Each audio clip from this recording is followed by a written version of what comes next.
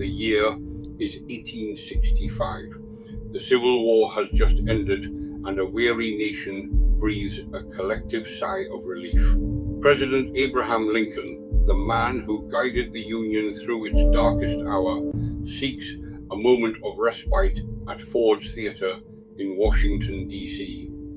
But as the curtain rises on the comedy Our American Cousin, a sinister plot is about to unfold, forever altering the course of American history and etching a night of terror into the annals of crime. Remember to comment, like, share, and subscribe so you don't miss future episodes of The Calendar of Crime. It is the evening of April 14th, Good Friday. The President, accompanied by his wife, Mary Todd Lincoln, Major Henry Rathbone, and Clara Harris, arrives late to the theater. The play pauses, the orchestra strikes up "Hail to the Chief," and the audience erupts in applause.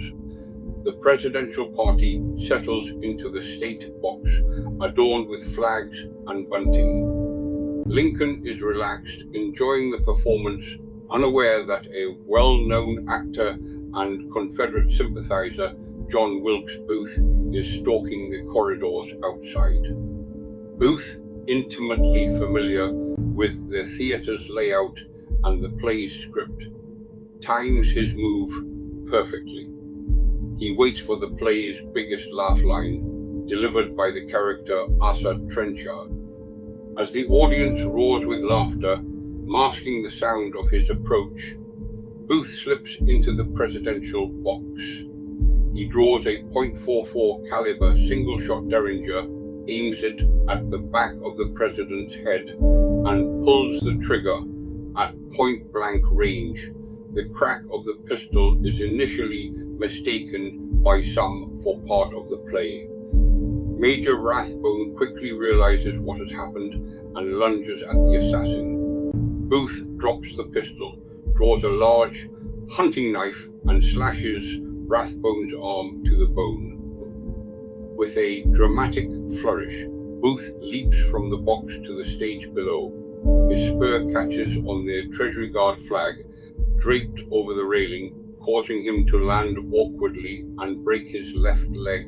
Rising to his feet, Booth brandishes his bloody knife to the stunned audience and shouts, "Sic semper tyrannis," thus always to tyrants, the state motto of Virginia. Before the paralyzed crowd can react, he limps across the stage and escapes out a side door into Baptist Alley, where a rented horse is waiting to carry him into the night. Inside the theater, pandemonium breaks out. Mary Todd Lincoln's piercing screams echo through the hall. Several doctors in the audience rush to the state box. They find the president slumped in his rocking chair, paralyzed and struggling to breathe. The bullet has entered behind his left ear and lodged behind his right eye. The wound is mortal. Recognizing he cannot survive a carriage ride to the White House, soldiers carry the dying president across the street to a boarding house owned by William Peterson.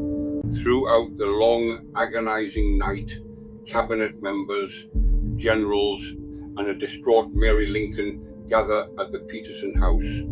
The nation's leader lies diagonally across a bed too short for his tall frame, his life slowly ebbing away.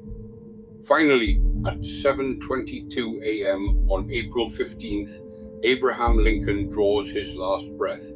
Secretary of War Edwin Stanton breaks the silence, uttering the immortal words, "Now he belongs to the ages."